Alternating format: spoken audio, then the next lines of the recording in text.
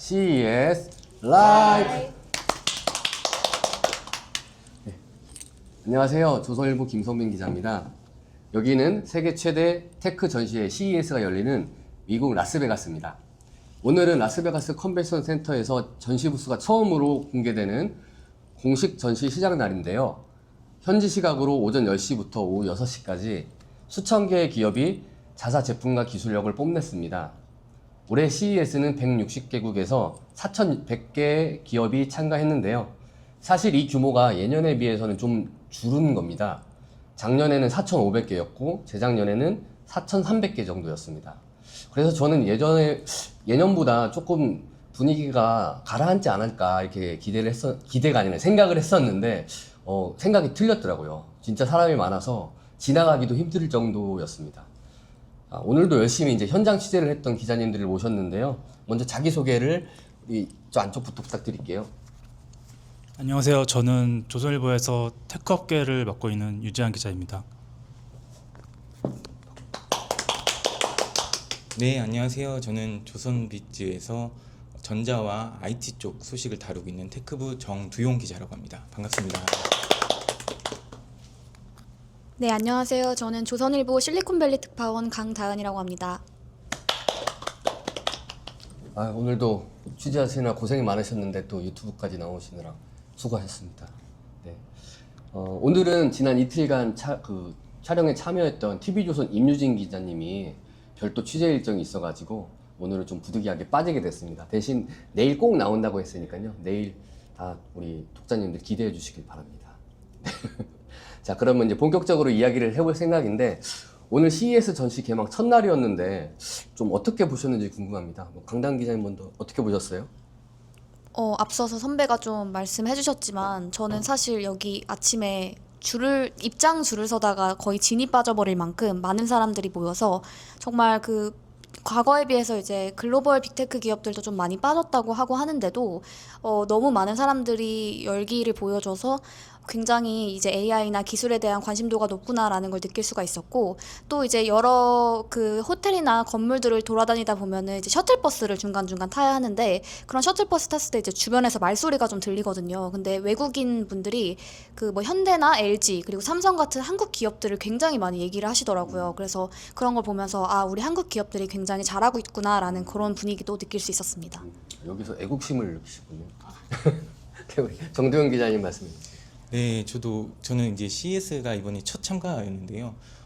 일단 첫 번째로 규모 면에서 굉장히 놀랐고, 그 다음에 다양한 기술과 혁신들이 이제 한 자리에 있다 보니까 조금이라도 더 많은 이제 기업과 기술을 보기 위해서 부스를 돌아다니다 보니까 지금 등이 다 땀에 젖을 정도로 이렇게 취재를 열심히 했습니다. 제가 올해 이렇게 다양한 기업과 전시를 돌아보면서 가장 크게 느꼈던 점은 이제 산업의 경계가 조금 흐려지고 있지 않나 이런 생각을 한 것인데요. 예전에는 전통적으로 이제 강조를 했던 기업 산업 분야에서 신기술을 이제 공개하는 양식으로 그동안 좀 소식이 많이 전해졌던 것 같은데, 올해는 다양한 기업들에서 전통적인 산업에, 그러니까 자신들이 지금 성과를 내고 있는 산업의 최신 기술을 소개하는 것도 물론이지만 전혀 관계가 없는 제품을 내놓는 게, 이런 경계가 좀 흐려지고 있는 게 좀 인상적이었습니다. 네. 유지한 기자님은 어떻게 보셨어요? CES가 어쨌든 이 기술의 트렌드를 볼 수 있는 곳이잖아요. 그래서 저도 사실 기대하고 왔는데 저보다 더 많은 사람들이 이제 더 큰 기대에 찬 것 같더라고요. 보니까 다들 이제 저만큼이나 많이 걸어 다니면서 관람객들이 사진도 많이 찍으시고 영상도 많이 찍으시고 직접 체험하는 분들을 많이 봤습니다. 네. 어제 안 그래도 제가 CES 오면 저희 취재할 때 3만 보 걷게 된다고 그러는데 혹시 몇만 보 걸으셨어요? 체크하고 있습니다. 네네. 죄송합니다. 네, 저는 오늘 CES 취재를 하면서 중국 기업들이 수준이 좀 많이 올라왔다. 그러니까 예전에는 중국이 되게 아이디어 상품을 많이 내놨거든요. 그러니까 제가 사실은 이제 CES가 이번에 6번째인데 예전에 자세히 보면은 중국 업체들, 특히 TV 업체들이 내놓는 것들을 보면 한국의 이제 삼성전자나 LG전자의 디자인을 그대로 베껴가지고 완전히 짝퉁 비슷하게 만들어서 내놓은 경우가 되게 많았는데, 이번에는 좀 자체적으로 좀 디자인한 것도 있고, 안 그렇게 다이슨 거를 완전히 똑같이 비슷하게 해가지고 한 드라이기 같은 것도 내놓긴 했지만, 그래도 뭔가 이제 자기들만의 색을 좀 내기 시작했다 이런 생각이 좀 들었고, 특히 또 이제 TV는 예전에는 가까이서 보면은 픽셀이 막 한두 개 깨져 있었거든요, 중국 TV 거들은. 근데 이번에는 정말 상태가 좋더라고요. 그래서 화질도 되게 좋고 그래서 정말 기술적으로 많이 올라온 것 같다. 특히나 하드웨어 면 쪽에서는 한국과 비슷하거나 오히려 더 싼 가격에 더 잘 만들 수 있을 것 같다라는 생각이 들었는데, 오늘 중국 기업들 많이 돌아보셨을 텐데 유지한 기자님 오늘 좀 어떻게 보셨어요, 중국 기업들을? 저는 이제 선배가 앞서 말씀하신 가전도 둘러봤는데 전 로봇을 좀 중점적으로 둘러봤습니다. 근데 확실히 제가 2년 전에 왔을 때와는 조금 다른 느낌이었거든요. 2년 전에 제 기억으로는 이제 중국 업체들이 잔디깎기 로봇이나 이런 좀 어떻게 보면은 좀 쉬워 보이는 로봇들을 많이 전시했다면, 이번에는 그 휴머노이드라고 하죠. 사람형 로봇, 그런 로봇들이 좀 많이 보였습니다. 그래서 이제 휴머노이드가 어려운 이유가 사실 이게 두 발로 걷기 때문에 균형을 잡는 게 참 어렵거든요. 근데 이거를 어쨌든 중국 업체들이 그 쓰러지지 않게 잘 개발해서 공개 전시까지 했다는 거에서 좀 의미가 있었던 것 같습니다. 네. 정 기자님은 어떻게 네. 보셨어요? 이제 아무래도 전시다 보니까 보여지는 게 중요하잖아요. 그래서 가장 이목을 많이 사로잡는 제품으로 항상 TV가 거론되고 이전에 말씀하신 것처럼. 근데 중국 업체 중에서도 이제 하이센스가 네. 전면에 내세웠던 문구들이 좀 인상적이었습니다. 그러니까 개막 전에 광고 문구로는 그 RGB 미니 LED TV를 선정하면서 오리진, 그러니까 맞아요. 자기네들이 네. 원조라는 네. 단어를 썼고, 이번 전시에 보니까 그 제품 113인치 제품을 앞에다 전시해 놓으면서 가장 큰 라지스트 그걸 써놨더라고요. 그래서 요게 그 문구만 봤을 때 예전에 중국의 기술력을 보면 생각했다면 그런 문구를 건 게 마치 좀 허황된 거짓말처럼 느껴질 수 있었겠지만, 근데 전시장을 둘러보고 그 다음에 한국 기업의 제품과 직접 눈으로 비교해 보니까 말씀하신 것처럼 정말 차이가 크지 않더라고요. 그런 측면에서 중국 기업의 추격이 이제 많이 다가왔고, LCD 측면에서는 한국 기업을 이미 넘어섰다는 주도권을 좀 가져갔다는 평가도 있을 만큼 네. 이런 게 좀 많이 느껴졌습니다. 네. 그리고 또 강당 기자님, 특파원님은 어떻게 생각하십니까? 네, 그 선배들께서 이제 중국의 좀 빅테크들 그리고 가전 업체들을 주로 둘러봐 주신 것 같아서 저는 조금 다른 얘기를 좀 드리고 싶은데, 저는 이제 그 중국의 좀 작은 스타트업이나 이제 중소기업들에서 나온 로봇들이 어떤 게 있는지 조금 살펴봤어요. 이제 아까 유지한 선배 말씀하신 것처럼 굉장히 기상천외한 로봇들이 있었고, 뭐 그 목적도 되게 다양해졌고 그 모양새도 되게 다양해져서 정말 사고 싶게 만드는, 정말 펫과 같이 만드는 예쁜 로봇들이 많이 있었다고 생각을 했고요. 그래서 그 기능 면에서도 굉장히 많이 발전했고 질이 또 좋았지만, 또 그 규모나 종류 면에서도 이제 정말 많이 앞서가고 있지 않나, 과거에 비해서, 이런 생각을 했습니다. 맞아요. 그러니까 저도 이제 중국 로봇 얘기가 나와서 말인데, 이제 사실 이제 LVCC가 이제 가장 가운데 이제 센트럴 홀이 있고, 이제 동서남북 따져서 놀스홀, 뭐 사우스홀, 웨스트홀 이렇게 있는데, 저기 놀스홀에 예전에 이제 자동차를 많이 전시했던 놀스홀에 이번에 중국 로봇이 거의 점령을 했다고 얘기를 해도 과언이 아닐 정도로 중국 휴머노이드가 정말 많이 나왔더라고요. 그러니까 되게 이름도 모를 작은 업체부터 이제 우리 잘 아는 유비테크 뭐 이런 애들까지 나왔는데, 근데 저는 개인적으로는 너무 기대가 컸는지 기대보다는 조금 아쉽다라는 생각이 조금 들었어요. 왜냐면은 우리가 이제 영상이나 이런 거 봤을 때 막 로봇이 되게 빠르게 막 물건을 팍팍 짚고 뭐 이렇게 나오는 걸 봤는데, 실제로 보니까 생각보다 속도도 이렇게 좀 느리고, 뭔가 이게 가끔 뭐 이게 목표물이 있을 때 제대로 목표물을 잘 못하는 경우도 포착을 못하는 경우도 있어서 이게 조금 아직은 좀 발전할 게 많다 이렇게 생각이 들었는데,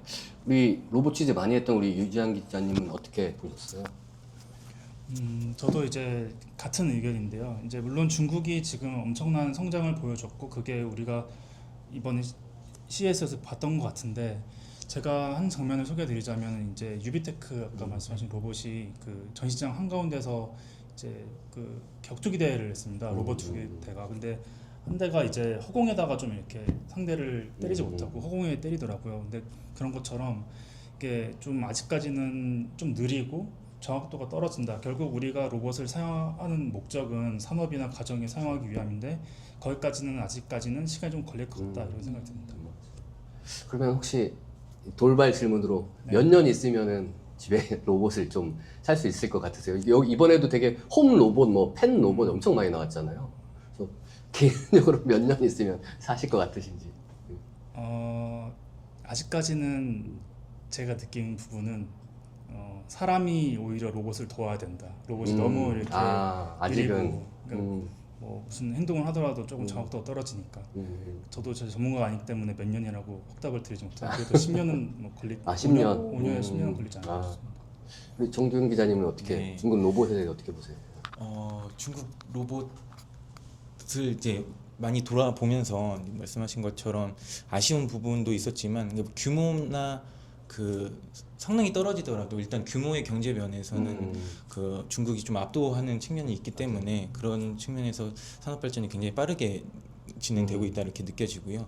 그리고 상용화 말씀 아까 하신 거 생각이 나서 오늘 오전에 그 엔비디아 젠슨왕 네. CEO의 그 Q&A 기자간담회가 있었죠. 있었는데 네. 그 중에서 저 기억에 남았던 대목이 그 질문 중에 말씀하신 것처럼 사람 수준의 그 성능을 로봇이 언제 구현할 수 있겠느냐. 질문이 나왔어요? 거기에 네. 대한 엔비디아 CEO의 답변은 내년이면 된다. 였습니다. 어. 그래서 아주 깜짝 놀랐었는데 당연히 연관되는 질문으로 그러면 일자리가 감소하는 것 아니냐라는 네. 질문도 꼬리 질문이 나왔었는데 엔비디아 CEO가 보기에는 지금 전반적으로 노동력이 감소되고 있는 상황에서 네. 로봇이 투입된다면 더 많은 일자리가 창출돼서 그런 우려는 없을 것이다. 이런 답변이 네. 인상적이었습니다. 안 그래도 저희도 여기 CS 오기 전에 저희 팀이 이제 AI에 따른 일자리 감소, 뭐 증가 감소에 대해 기사를 썼는데 그 젠슨왕은 대표적으로 이제 증가한다는, 왜냐하면 저 개인적으로는 이제 로봇에도 이제 엔비디아 뭐 플랫폼이나 이런 게 칩이나 이렇게 들어가기 때문에 로봇이 늘어야지 이제 젠슨왕이 돈을 벌기 때문에 그렇게 얘기한 거 아닌가. 저 개인적으로는 산업 로봇은 내년부터 정말 될 수 있다. 산업용 지금도 뭐 자동화 많이 되잖아요. 근데 AI 경합해서 산업용 로봇은 내년부터 바로 될 수 있지만 홈 로봇은 진짜 유재한 기자처럼 한 5에서 10년은 더 걸리지 않을까 이렇게 생각을 합니다. 또 이제 강다운 특파원은 가장 실리콘밸리 최전선에서 죄송합니다. 실리콘밸리 최전선에서 이제 그 취재를 하는데 거기 로봇 업체 되게 많잖아요. 어떻게 보세요? 그 말씀하신 거에 정말 공감을 하고 저도 아까 방금 전에 이제 중국의 로봇이 굉장히 그 종류면이나 그 규모면에서 굉장히 커진 것 같다. 되게 다양한 로봇이 많았던 것 같다라고 말씀드렸는데 한 가지 좀 소개를 해드리자면 거기 그 장기랑 그 바둑이랑 체스를 두는 로봇이 있더라고요. 그래서 이제 다 말이 다르게 생겼기 때문에 팁을 다르게 바꿔가면서 이제 그 세 가지 게임을 다 할 수 있는 그런 중국 업체 로봇이었는데 되게 재밌다고 생각하면서 가서 해보려고 하니까 이제 게임이 안 되더라고요. 너무 느려서. 맞아요. 네. 그리고 저도 그거 가서 해봤는데 제가 이제 폰을 2칸 갔더니 그 로봇이 제 폰을 가져가지고 지 진영에 놓더라고요. 그러니까 이게 아직 제대로 맞아요. 인식을 네. 못하더라고요. 아직. 뭔가 겉보기에는 되게 많아지고 또 규모의 경제도 커지고 또 그런 건 사실이긴 하지만 아직 그 말씀하신 것처럼 사람과 정말 소통하는 게 주된 그런 로봇에서는 조금 더 발전이 필요하지 않을까 이렇게 생각했습니다. 네, 맞습니다. 네, 자 오늘 뭐 재미난 얘기를 좀 하고 있는데 이번엔 좀 기술 트렌드에 대해서 한번 얘기를 해보려고 해요. 저희도 계속 이제 말씀드린 게 AI가 전 산업을 바꾸고 있다 이렇게 얘기를 드렸는데 특히나 이제 아름다움, 뭐 미를 다루는 이제 뷰티 분야 이 부분도 되게 많이 바뀌고 있다고 그래요. 그래서 저희가 사실 저는 그 부분에 별로 관심이 없어서 저희가 이제 강다은 기자를 취재를 좀 해라 그 부분을 이렇게 주문을 내렸는데 오늘 좀 어떻게 보셨어요? 네, 저는 되게 인상 깊었던 게 그 뷰티테크 부분을 보면서 되게 인상 깊었어요. 사실 저는 여자니까 이제 항상 불만이었던 것 중에 하나가 이제 테크가 항상 이제 엔지니어들 그리고 남성 중심적인 좀 그 산업이다 보니까 그 여성이 조금 더 관심이 있는 그런 산업이 조금 소외되는 경향이 있는 것 같아요. 그래서 뷰티테크가 상대적으로 뭐 산업용 테크라든지 아니면 다른 분야에 비해 조금 발전이 늦었다고 개인적으로 생각하고 있는데 이번 CS 2026 이번 행사에서는 굉장히 많은 뷰티테크 관련 제품들을 볼 수 있었습니다. 그래서 뭔가 제 생각에는 뷰티에 대한 관심이 전반적으로 헬스케어에 대한 관심 때문에 높아진 것도 있고 또 동시에 이제 이미지나 이런 그 기술 AI 이미지 기술 같은 게 좀 발전을 해야만 우리의 피부나 어떤 보여지는 뷰티적인 차원을 조금 더 구현할 수 있는데 이제 지난해부터 이미지나 이제 영상 관련 기술이 좀 비약적으로 발전을 하면서 이 분야에 많이 적용이 된 게 아닌가 이렇게 생각이 들었습니다.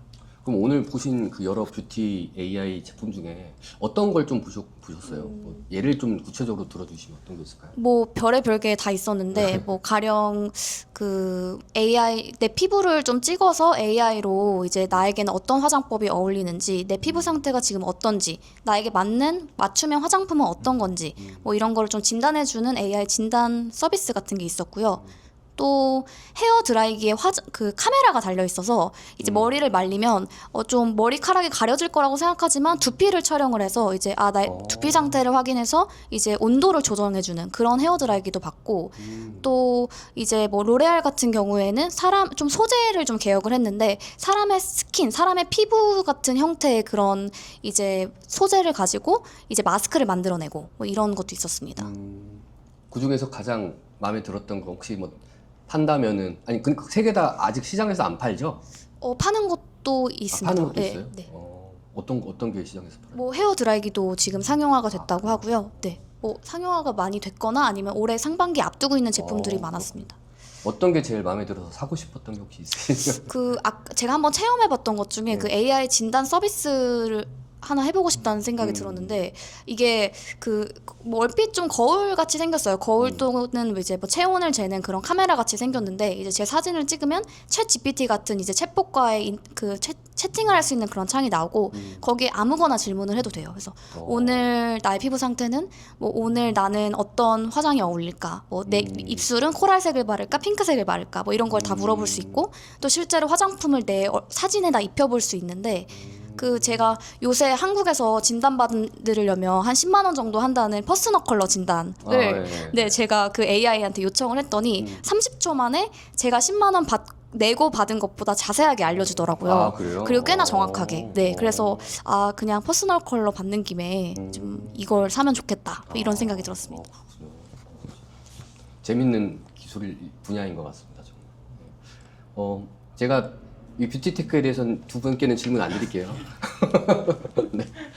자, 그 대신 오늘 그 정의선 현대차 회장이 CES에 왔는데, 그러니까 이게 이번에 그 대통령의 이제 방중 일정 때문에 대부분 총수들이 다 따라갔잖아요, 중국에. 그래서 좀 이제 CES에 오기 힘들었는데 이게 정의선 회장은 이제 바로 전용기를 타고 여기로 날라왔다 그러더라고요. 근데 그 이유가 이제 어제 그러니까 한국에서 오늘 아침 신문에 나간 그 아틀라스랑 휴머노이드 엄청 이제 화제를 모았죠. 그것 때문에 뭐 겸사겸사 온 것 같은데 뭐 와서 뭘 했나요? 이장 이제 와서 뭐 누구 만났답니까? 말씀하신 일정이 빠듯했는데요. 근데 이제 그 말씀하신 아틀라스 시연을 보시기도 했고 그리고 이제 작년 에이펙 때 젠슨왕이랑 이제 정의선 회장 그리고 이재용 회장 치맥 네, 깐부 회동이 화제가 됐잖아요. 이번에도 이제 정 회장이 엔비디아 젠슨왕 CEO를 만났습니다. 그리고 엔비디아 젠슨왕 외에도 퀄컴도 방문을 하고 한국 기업으로는 LG, 삼성, 두산을 들렀습니다. 이제 같이 테크 기업들이 협력하는 거를 좀 강화하기 위해서 바쁜 일정에도 이제 CES를 직접 찾은 것 같습니다. 네. 여기에서 뭐 둘러본 그런 경험이 좀 나중에 현대차의 사업 기회에 더 도움이 됐으면 좋겠네요. 네. 그럼 오늘은 이렇게 이상으로 이제 유튜브를 마치겠습니다. 내일은 전시 둘째 날인데 저희가 이제 내일은 스타트업들이 몰려있는 저 베네시안이라는 홀에 가서 열심히 취재를 해서 다시 한번 또 유튜브로 독자님들 찾아뵙겠습니다. 네, 감사합니다.